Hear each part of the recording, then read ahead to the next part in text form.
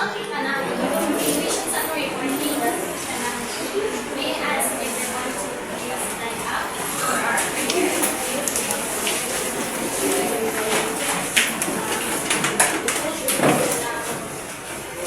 someone say your religion as well, which is please follow me. Someone like religion, please bring it. Let's start in the name of the Father.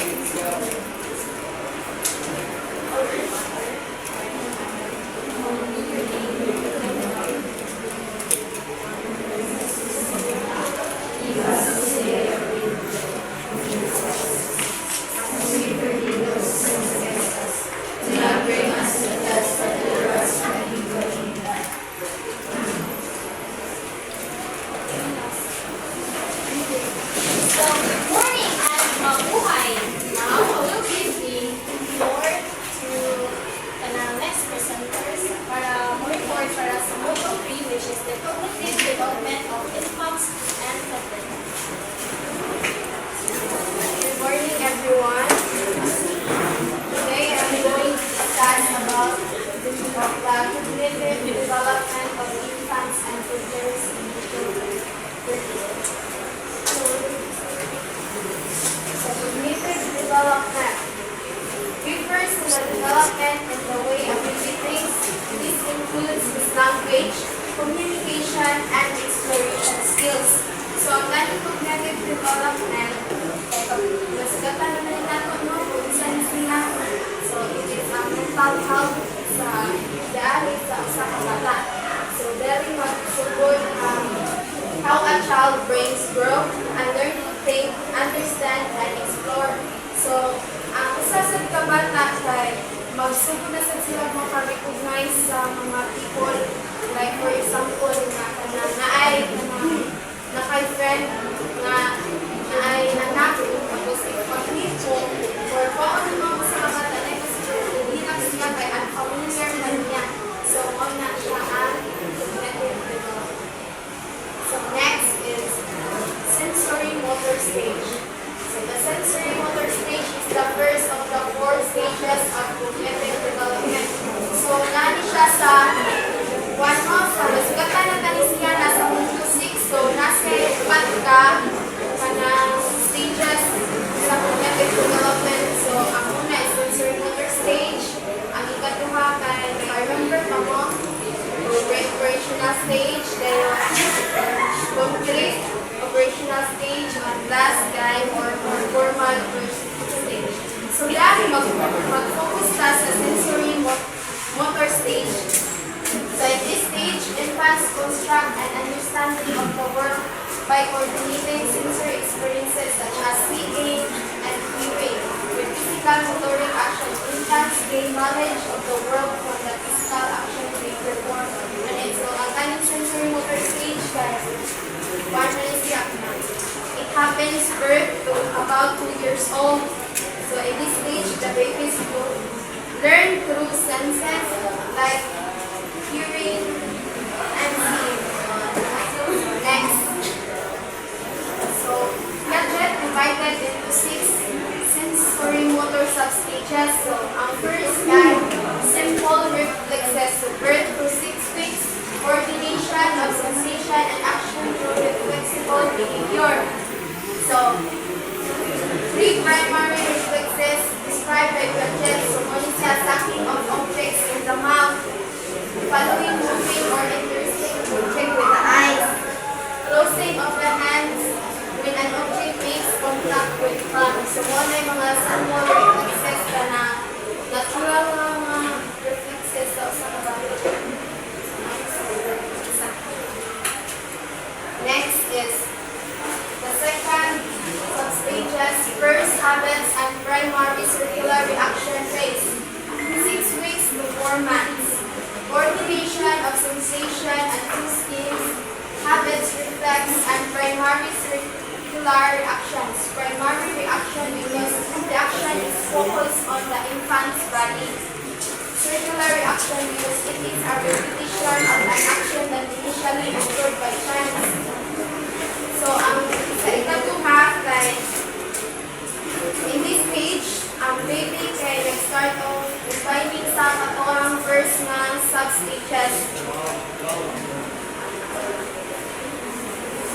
form habits like stacking, even walay pagkaon sa ilang hand.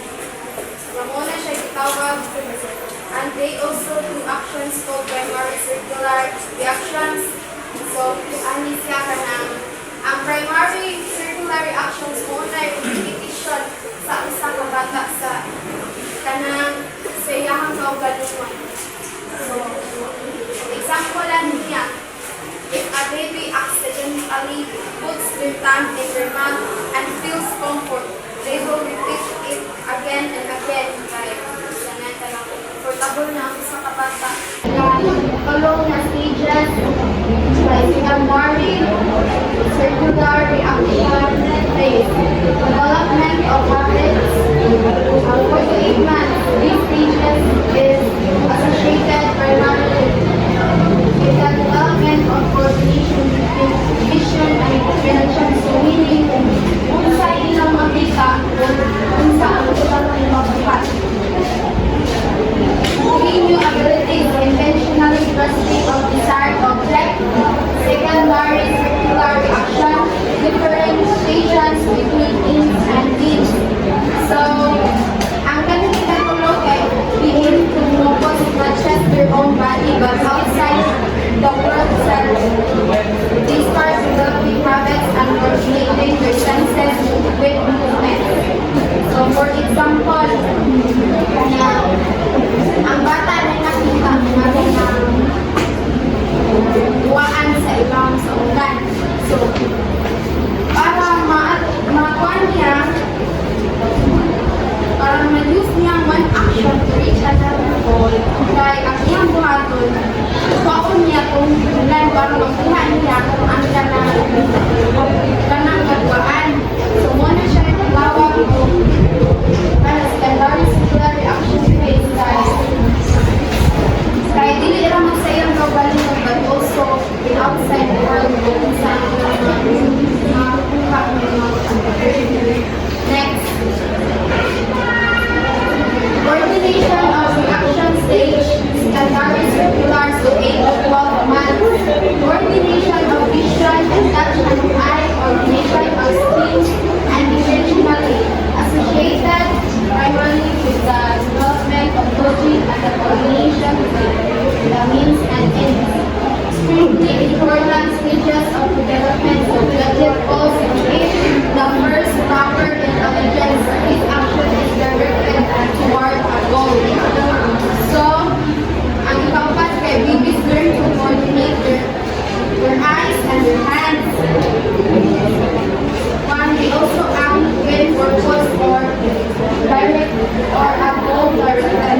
So, anong gitawag mo niya siya o first proper intelligence?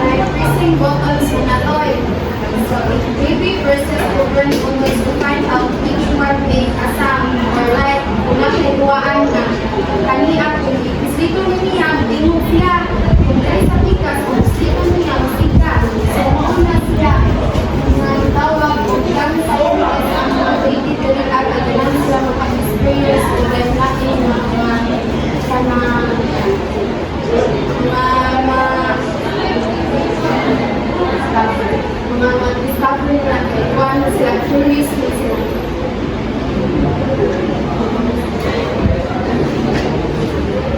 So, good afternoon, everyone.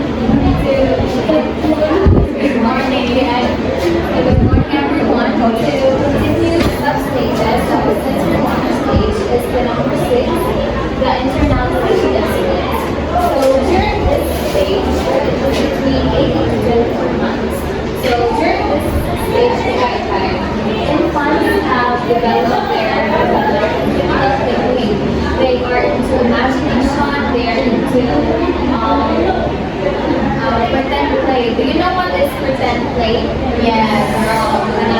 Pretend sila. Like for example, nasa sila ikaw, so hindi ko nila alam dahil, wala na sila. It's during this stage. Are into pretend play. So, this stage also, they use symbols to represent objects or events. So, example for this, so, hindi mo itong i-explain ay example ni Sir Jay na ang pay-pay, ilang mo, aeroplane mo, second, diba? So, it is an example of pretend play. So, using symbols of your objects. Like for example, a banana. They will play ilang gawa ng banana just like how a telephone would function, diba? So, nakita silang banana kay ilang ko na kaya nila ang banana imbis yung banana pang-kaon ra, diba? So, they can imagine a lot of things out of one object ra. So, there is an imagination, creativity, and their critical thinking is improved. So next. So by the end of the sensory motor stage, toddlers can now learn that objects don't disappear because they cannot see them. So it is called as the object permanence. So from the word object permanence, so permanence, permanently long, during this stage kanang toddlers are now nana sila yung knowledge na dili tanang butang dili nila makita ang butang. Just like itong example ni Sir Jay kanang kung gawa si mama sa kwarto, agaw sila si mama mabalik o naroon sa mga place. So another example for this is when kapatid mo balitan, makita ang bata o painting kaya mo itukan, kaya masok ko ang mama nga ayaw na siya kagaya ng pressure. So, umutang iwan at hindi sa bulsa. Ibaw sila na ang candy na sa imong bulsa and they will try to look for it. Kaya ibaw naman sila kung saan ang object permanence. Hindi kayo taguan nila, ay taguan yung mga candy kayo. Para nila kayo, ano, bautan na ang candy. So, nalang sila knowledge na hindi ka nang butang mawag at kumutay. Hindi nila makita. Kaya ang sensor ng motor stage, diba, using the senses. So, diba, makita kung sa'yo makikap nila. So, throughout kanang that stage, sensor motor stage, na sila knowledge, na dili ka nang butang, na dili mo kita nila makita. So, that is object next. So, here in the abstraction, there is cognitive development shows that the development begins with kanang reflexes. So, ana si Kajay na a child's thinking starts with simple reflexes. So, what are those simple reflexes na i-discuss ni kanang view? So, what are those reflexes katong gestures na curling, laughing, diba? So, ana si Kajay daw a child's thinking starts with simple reflexes. So, those are the simple reflexes. And then, example, ay anak ko siya kanang a child's development, kanang yan itawag ang child's development into a circular, ganong circular man, circular reaction daw. Ganong circular man? From basic, na-eye recognition. So, ano siya, kanang, a child's kanang development, kanang through repetition daw, repeating kanang actions para maka-adapt sila o para ma-adapt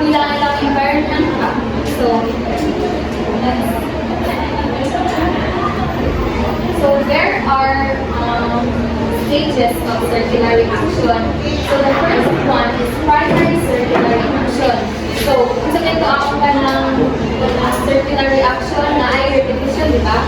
Sa action. So, here in the primary circular reaction, there is a repetition, but there is a repetition, but it is involved only the baby's own body. So, kung sa may pasabutan ng repetition pero involved ra pagaling ay ang lawas sa bata na ay actions no magamit ang yahang tulong lawas. So, example for this is when kanang magtamsaking ang bata kanang yan ang balik-balik kung sa ang iyang kampo kanang sa feeling. Especially during oral stage, di ba? Kung nailangan ka ng pressure sa baka. So, they will stop their tongue again and again because they like the effect.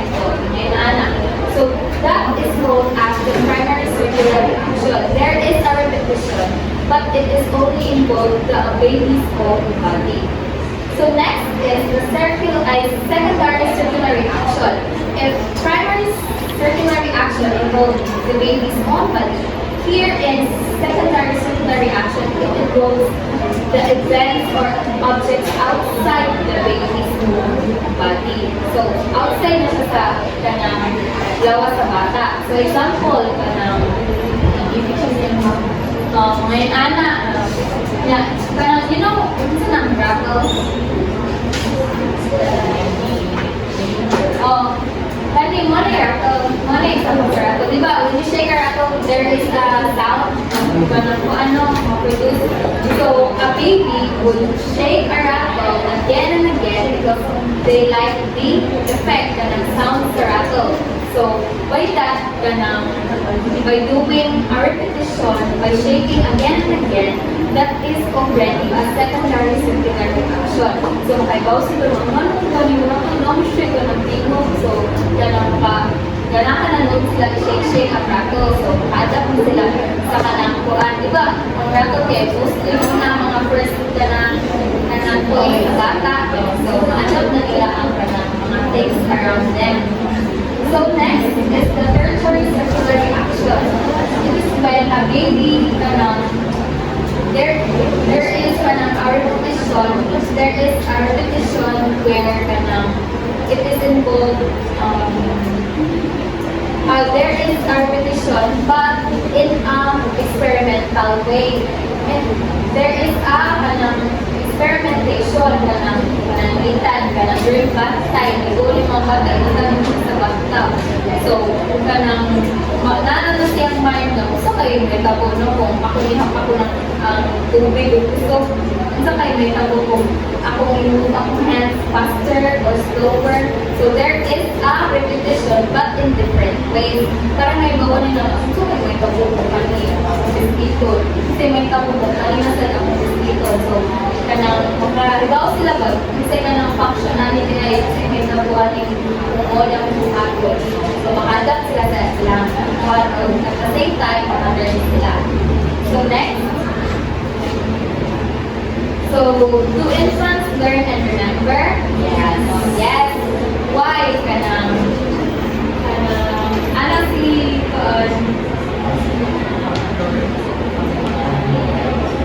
kasana siya an infant daw kaya maka-learn siya through association panalitan, sound, and events.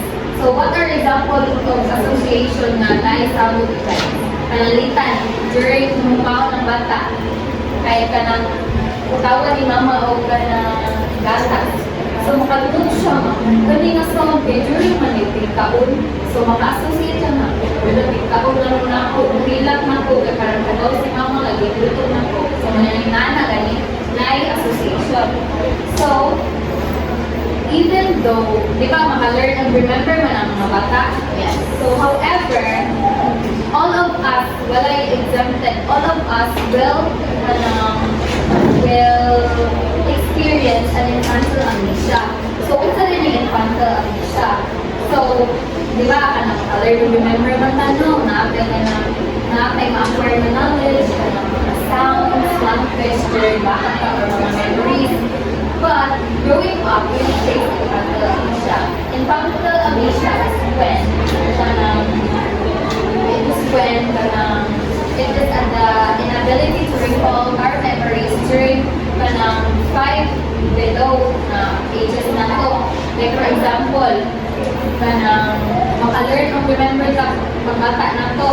Kabantay mo, mula po kay wala kayo tayo memories katong during those times nga 5 years old pa usta. Una pa kayo memories kay katurang mga more memories ay kung mga importante na kayo ng mga memories wala ka kayo doon na yung sa tatisay pinaunang pang pinupunta to kay nana wala. So, kanang di ba, face ka o kanang maka-experience ka din tanto siya. So, growing up, kanang dili ka maka-remember. It is why kanang ang atong brain, there is kanang part of our brain which is programmed for our long-term memory. So, wala pa na siya na-develop during these times. Maong, dili ka maka-remember or maka-recall sa ato ang memories during 5 below na ages. So, next. So, language development. Here in language development, infants are already programmed. They are already programmed. So, what do you mean by program? Anyone? Wala. Okay. So, yun siya na ang mga infants daw are already programmed with language. Nga naman, na ay part sa itong brain na is responsible for learning language. So, later on, makabawa niya ka after aning session. So, language development. An infant is pre-programmed for learning language. Especially during di ba, ang mga infants di ba largo makastorya, no? So, during those times na di pa sila kastorya, na paminaw sila na to. Itong mga sounds na pwede nila mahipunduman, pwede nila madunggan every day, mostly mo to yung first nila makamukan. Pero, hindi ito dahil palitan. Ang words na pwede nila madunggan kay mama or papa. So, hindi ito, largo-largo nila makamahuan. Kaya all of us, we will go through stages of language development. So, di ba mostly ang mga first words sa bata kay mga mama o papa na o kay mama kay permi nila madunggan kay ingon sila na ang bata isang dili pa sila kabang istorya na kami na sila na so una ang ilang way para maka-adapt o maka-learn sa language so sa una na pag-istorya hukod na. So next. So there are stages of language development. Mo ni atong magian usa ka maka-form from producing random sounds lang to our first word to combining words to form a complete sentence. So the first one is kuwing. Kuwing is when it involves the sound of the vowel sound. So what are the vowel sounds? So mo na ang ilang produce during those stage. So may mga sila na may mga anak, mga aiioo pa din nila mag-produce mga random lang, talaga nila mo pa din nila mag-produce. So the next stage is play. It is when it involves both the consonant and the vowel sound. So, mga form na sila ang consonant at vowel sound. Mga-associate na nila ang duha. Like, makakuha sila pa. Pero dili, largo. So, limited sounds na gihapon siya. Like, wala, ana. But there is a consonant and a vowel sound. Next is the one-word appearances, which means that makaproduce sila one word, a single word with simple sounds, dili like largo makakuha na rin amazing, dili amazing one word makaproduce sila dili. So, words that can produce such as mga eat, bata eat,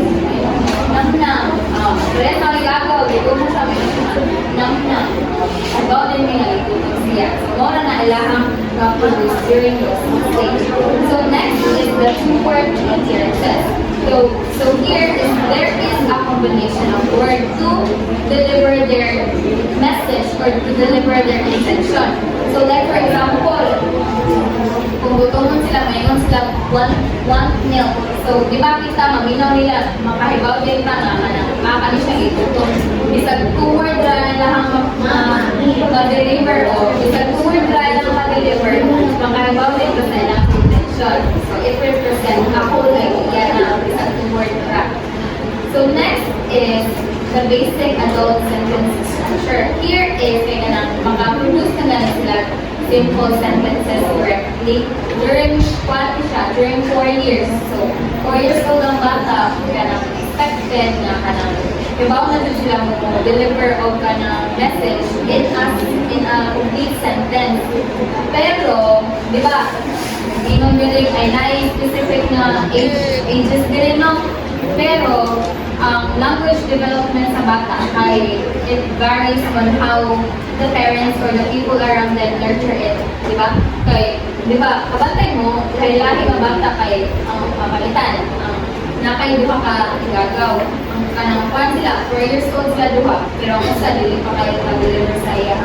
O dili pa kayo bigay ka storya, dili kayo ka-deliver sa iya. Gusto nga, i-deliver, di ba? Kay ang bata, ang language development sa bata, kanang nag-depende na siya sa iyang parents, sa mga tao sa palibot niya. Kay kung di nila nyo kusuryaan ng bata, imo na lang pasagdan nila, dili man na siya makatko.